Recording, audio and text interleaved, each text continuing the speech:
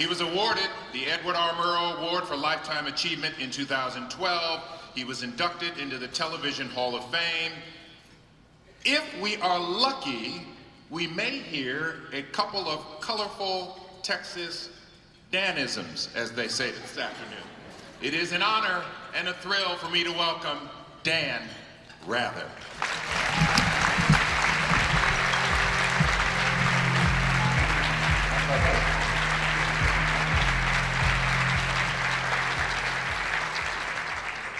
Thank you very much, Lynn, and thank you, ladies and gentlemen, for that warm welcome back home. Welcome. I've got a fair amount of ground I want to cover with you here today, but one of the things I want to do is get you out of here at or about on time. The audience will find out the truth soon enough for themselves, and so it will be with you. I've got a couple of things I want to ask you, indulgences, if you will. Won't take but just a moment. First and foremost, that I am a proud graduate of what was then Sam Houston State Teachers College in Huntsville. It's now Sam Houston State University. Thank you. But like a lot of people then and now at Sam Houston, we had to work our way through college, and I waited tables in a number of places when I was in college working my way through. And I think we ought to give these wonderful professional staff here who wait on us today at these tables just a hard work.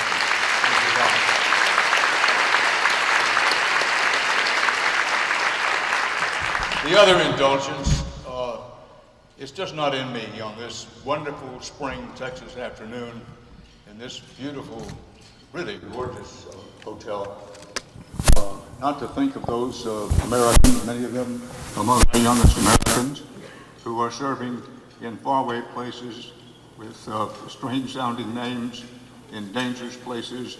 And if you'll indulge me, let's just take a few seconds to let them know we're with them in spirit.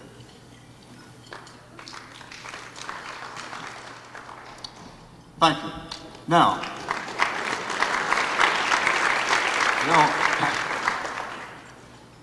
I want to try to maybe give some advice this afternoon, which is, number one, unlike me. Number two, I know the dangers of unsolicited advice. In fact, my wife, Jean Rather, Fighting Heart, Jeannie Grace Goebel Rather, who's another sixth generation Texan and couldn't be here today. She's taking care of one of our grandchildren. When I asked her what I should do today before this crowd in my hometown, she said, well, why don't you try something different? Why don't you try to be brief and be funny? So it's important to me, folks, that you understand, that I understand fully what you're looking at here. It's always nice to have an introduction such as this Lynn gave me here. And yes, I've been very lucky and mightily blessed over a lifetime career as a journalist, but you know, what you're looking at is a reporter who got lucky, who got very, very lucky. That's it. They may be experts on the geopolitical consequences of the new American presidency. They may be experts around on the undertows in the world economy. But if there are such experts, you'd be surprised how few of them graduated from Sam Houston State Teachers College. And so it's in that spirit that I stand before you. I do, if I'm anything besides being a reporter, you know, I've tried to be a story hunter, a story breaker, a storyteller. So let me at least try to tell you two stories. One is an opening story. And this story, as Dr. Henry Kissinger once said in another context, this story has the added advantage of being true. That when the great Hurricane Carla came, and I was working at KHOU, which had used to be KHOU. It started as a Galveston station, became a Houston station, and it was my big break. No question about it. One hates to say it was a break when it was a disaster. It was a disaster. I was hired at CBS News after that, and I spent almost 20 years living my dream of, you know, yes, when I dreamed of being a reporter, I wanted to be a foreign correspondent, I wanted to be a war correspondent, I wanted to be a big time Washington correspondent, I wanted to be all that. And I spent 20 years doing that, greatly so. When, to my surprise, and it was a surprise, in 1981, when CBS asked me to succeed, and mind you, I say succeed, to succeed the great Walter Cronkite as anchor and managing editor of the CBS Evening News. I use the word succeed because nobody replaces a legend, an icon like the late Walter Cronkite. Here's the point: when I was chosen, it was somewhat of a surprise to me that the people on the corporate side of the network, the people in Mahogany Row and the high towers, took me aside and after I'd agreed to do it and said, Dan, look, it's very difficult to succeed a legend, a bona fide icon such as the Cronkite, and you have to be prepared for at least a year and a half or maybe 2 years of a very difficult time. The ratings will probably go down, the demographics will be poor, it'll be a tough time. So we're just cautioning you, number one, that you should be prepared for that. Number two, that we are prepared for that. We think given time and patience, you'll build your own audience. Anyway, I was prepared for it. But lo and behold, that didn't happen, having very little to do with me, and a lot of other factors go into ratings and demographics. But I took over the broadcast, and the broadcast, after a very short time, began to do as well or better than it had been doing before. So all of these cautionary notes went by the window. And I'm sorry to say, by about a year and a half in, maybe 2 years in, I had gotten extremely arrogant. There's no other word for it. I'd gotten conceited. You know, television, particularly television anchoring, is such an egocentric practice that it's very hard not to get big. But at any rate, keep the story going. I came on one night, and Gene, we had 2 young children, and Gene fixed a good dinner and then said to me, Dan, I have to talk to you seriously. He said, if your head gets any bigger, you're not going to be able to get in the door. That you have the kind of arrogance and conceit that you've always criticized other people for. I got it. So we did what Texans always do when there's trouble, and that is we headed home. The idea was we'd come home to Texas and spend a little time getting my head shrunken and getting back. Anyway, so we had the children, so we flew to Austin. My parents, who were both Houstonians, were gone by this time, and Gene's family lived in Winchester, Texas. Now, even for you Texans, if you don't know where it is, it doesn't matter. It's a very small community. It has a population of 35 people, 20 of whom are Gene's family. It's over in the general direction of Smithville. Anyway, we fly to Austin, boiling hot day. We get in a rent car, and the kids are there, and we start driving. It's always the same to drive out to Winchester. First, you start on an 8-lane federal highway, and then there's a 6-lane state highway, and then pretty soon you wind up on a 2-lane blacktop, which leads to a rock road. The rock road leads to a dirt road. At the end of the dirt road is Winchester. Anyway, we're driving on this hot day, and when we reached the point where the blacktop met the rock road, there was a new combination service station and convenience store, like a poor man's 7-Eleven, that had not been there before. So Gene saw it, and she said, Dan, stop, pull over here, and let me get out of the car and get a couple of Dr. Peppers for the kids. I said, okay. So we pulled into this new place, and Gene goes inside. Well, she stayed a very long time. You know, I was in the car with the air conditioning running, and she stayed in there. I looked at my watch. She'd been in there almost 20 minutes. After a couple of more minutes, she finally came out, but she'd been in there almost 25 minutes. So I made 2 mistakes that any of you husbands in the audience will recognize immediately. First of all, Gene gets in, and I said, gee, honey, you know, you stayed in here almost 25 minutes. That's a really long time. And by the way, I noticed through the plate glass window that you had an extended conversation with a man in there about your age, young man about your age. Well, Gene said right away, she said, come on, Dan, pull the car. I said, don't make anything of it. She said, that person is Luther Zimmer Hansel, and I went with him in high school. I dated him in high school. And he's just bought this combination service station and convenience store out here, and I want to say hello to him. That's when I made my second mistake. So I said to her, well, you know, Gene, if life's paths had taken just a slight turn one way or the other, you might be out here helping old Luther run this convenience store and service station. And don't you know her answer was quick and deadly? She said, "No, Dan, you don't understand. If I had married Luther, he would be the anchor and managing editor of CBS Evening."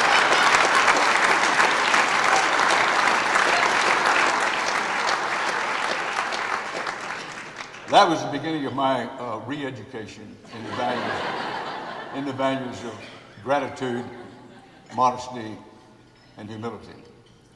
But one of the things about coming home, and I never come to Houston that I don't have that sense of, even in the dead of winter, of coming back to the green, green grass of home. And although it's been a long time since I've made this Houston my principal residence, my brother and sister still live here, my grandson goes to school here, I always feel connected in my id to Houston. And one reason is, well, first of all, why wouldn't I? I got not just my big break, the hurricane, the great hurricane, but you know, I grew up here, went to public schools here. There were a lot of people here who gave me breaks along the way. But it took a while for me to be away from Houston, to understand two things about your city, my city, our city, that I think people who live in Houston know these things, but they don't remind themselves often enough.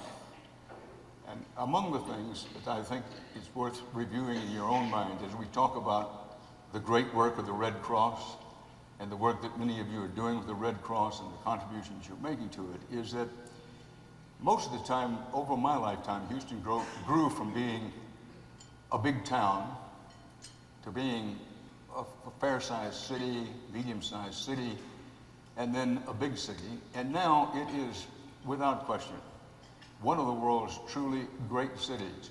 This is not just the opinion of one of the sons of Houston, if you will. This is a worldwide opinion. A great city with a great future. And two of the things that make Houston a great city. One is it has a justified reputation of being the can-do city. The story of what's happened with the medical center, the miracle of the medical center, if you will, how it came to be and what it came to be in the wake of World War II, is a story I've heard repeated literally in the jungles of Southeast Asia and the savannas of Africa. People know that story. Houston has a reputation of being a can-do city. It also has a reputation of being a city with a big heart. And you couldn't walk into this room today and see everyone who's gathered here to do benefit for the Red Cross and not be reminded of what a big heart Houston has. Houston is in many ways a combination of the can-do city and the epitome of the American ethos of a willingness of heart. Now, a willingness of heart is what brought so many of you here today in this room. And I do want to underscore, there's no easy way to sort of transition to this. Something has been said at least twice from this rostrum before, but it is that, as Susan McEldoon has said, that people so often think of the Red Cross as being there during large disasters, as they were during the 2016 devastating spring floods, as they were in the wake of Katrina. And again, you know, what Katrina, in the wake of that tragedy, what Houston did for itself in evidencing it was one, can-do, and two, a center of the American ethos of willingness of heart. In the wake of Katrina, by taking people in, by saying, listen, we've got a lot to do, we can do it. The medical center worked with the Red Cross and worked with city governments. It was an amazing thing to see, and the world noticed. But for the Red Cross, every time there's some natural disaster, the Red Cross is there. And thanks to, among other things, television, people tend to know about it. But there is that other side, the underreported side of the Red Cross, that I want to underscore and put in italics. And that is, in everyday situations, home fires were mentioned, the comfort of home fires, helping the veterans, and a lot more that the Red Cross does. So I think it's worth reminding yourselves as you leave here today that it isn't just the Red Cross, it's a lot more than the Red Cross in times of natural disaster. It's those hour by hour, middle of the night, day by day things the Red Cross does that means so much in holding any community together, and particularly in a Houston a community such as Houston, because we Houstonians are. We're the can-do city, and the city with a willingness of heart. You know, the willingness of heart phrase may have begun with F. Scott Fitzgerald. And I want to read something F. Scott Fitzgerald wrote a long while ago in reference to the willingness of heart. I'll paraphrase some of it near the end.